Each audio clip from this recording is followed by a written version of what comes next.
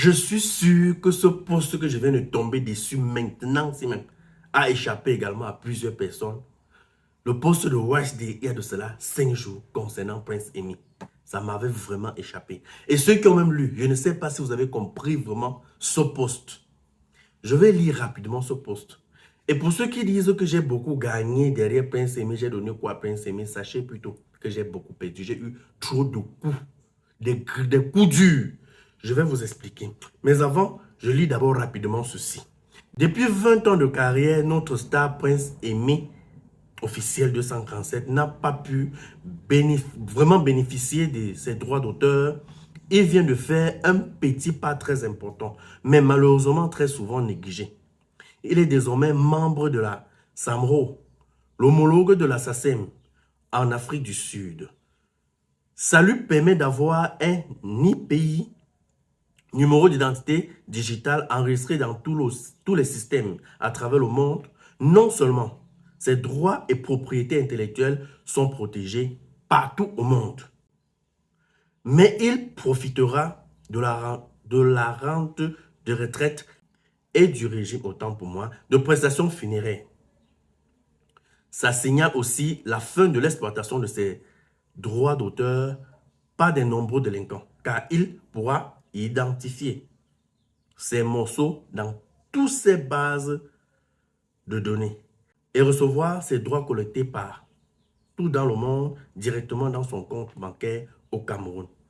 Petite astuce pour tous les artistes. Petite astuce pour tous les artistes. Petite astuce pour tous les artistes. J'espère que ces artistes-là comprennent bien le message. Normalement, l'on ne rejoint pas à 2 sociétés majeures, ça c'est à noter bien, mais ça peut être divisé. Donc éventuellement, la région francophone sera couverte par la SACEM. Ceci dit, et ça revient à ce que notre artiste Sergio Polo nous disait sur la chaîne de télévision Equinox. Voilà. Donc, vraiment l'école est bien. Moi-même, je confirme que l'école est bien. Maintenant, on peut bien comprendre que Desbordeaux savait ce qu'il faisait. Et ce qu'il disait ne devait jamais être ça. Parce que Prince Amy n'était pas couvert. Tous ceux-là qui exploitaient les œuvres de Prince Amy sans autorisation, ils s'en foutaient. Actuellement, si c'est impossible. Donc, ça veut dire que si WashD n'était pas arrivé dans la vie de Prince Amy, tout le monde pouvait faire les remixes, il s'en fout. Donc, l'histoire que vous avez racontée avant l'arrivée de WashD, que ces droits-là devaient aller automatiquement dans son compte bancaire, vous comprenez bien que c'était faux, qui devait réclamer tout ça. Puisque Prince Amy n'était même pas enregistré. Il dit bien depuis 20 ans, si on comprend bien le français. Et voilà la société qui réclame les droits d'auteur, peu importe où vous vous trouvez, au monde, sur cette planète. Vous chantez, ça vous rattrape. Donc, on récupère les droits d'auteur automatiquement. Mais tant que vous n'êtes pas enregistré là, ça va donc se passer comment? C'est la question que je me pose. Et c'est où je comprends que au grand frère Sergio Polo, monsieur Sergio Polo, avait raison. Parce que s'il se basait sur peut-être, il est certainement membre de la SACEM. Et c'est tout à fait normal que tous ceux qui sont membres de la SACEM, comme l'explique là, si tu utilises leurs chansons, leur musique, ça part automatiquement dans leur compte bancaire. Mais si tu n'es pas donc membre, bel et bien que Prince Amy n'était pas donc membre. Donc tous ces gars-là devaient s'enrichir et Prince Amy devait toujours rester pauvre. Là, je salue vraiment cet acte-ci. WashD, quand c'est bien, papa, on te respecte. Bravo. Et ces artistes-là, j'espère que vous avez compris le message ici. J'espère que vous avez compris. Maintenant, il y a une parenthèse que je voudrais revenir dessus.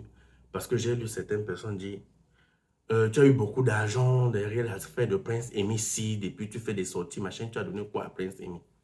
Les amis, je n'ai pas répondu depuis. Je lis les commentaires. Je ris seulement. Parce que vous ne connaissez pas les coups que moi j'ai eu derrière mon soutien à Prince Amy.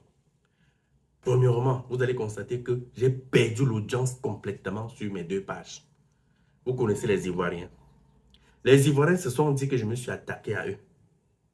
Or, je ne m'attaquais pas aux Ivoiriens. Je parlais de Desbordeaux. Et comme ces gens-là sont tellement solidaires, ils aiment Desbordeaux, de la même manière qu'ils sont allés signaler. Vous savez comment ce qui s'est passé sur la chaîne YouTube de Prince Aimé, non? Vous savez les boycotts que les gars ont lancés, non? Les Ivoiriens sont solidaires. Je ne me suis pas attaqué aux Ivoiriens. Et vous savez, j'ai eu une grande portée et un très grand nombre d'abonnés pendant la CAN en Côte d'Ivoire parce que je les soutenais, je faisais les vidéos qui étaient en leur faveur. Donc, j'ai eu tellement d'abonnés. Est-ce que vous savez que j'ai perdu plus de 15 000 abonnés sur mes plateformes? Les signalements, alors, n'en parlons même plus. Les Ivoiriens ont signalé mes pages. Je n'avais même pas un bon manager. Je devais même perdre mes 2 pages. Est-ce que vous êtes même au courant de ça? C'est un coup dur. Hein? C'est un coup très dur. Hein? Désabonnement. Quand je parle même là, je ne suis même pas sûr qu'il y a même un Ivoirien encore sur mes pages. Apparemment, tous ces Ivoiriens sont partis. Vous pensez que c'est facile? Or, les gars n'ont pas compris ma défense. Moi, je ne m'attaquais pas, moi, aux Ivoiriens. Mais je parlais de Desbordeaux qui ne voulait pas, jusqu'à présent, j'insiste parce que beaucoup pensent que j'ai changé ce que je disais depuis le début. Je vous ai toujours dit depuis le début que Desbordeaux ne voulait pas quelque chose de clair.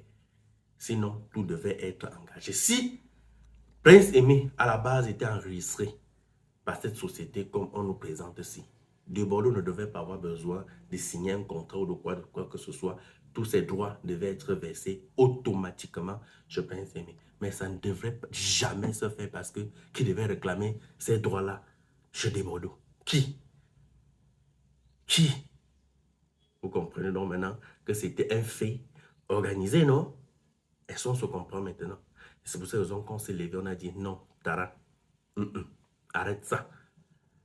Donc, chers Ivoiriens, je n'avais rien contre vous. Voilà, donc voilà encore le travail de WashD qui est vraiment à saluer.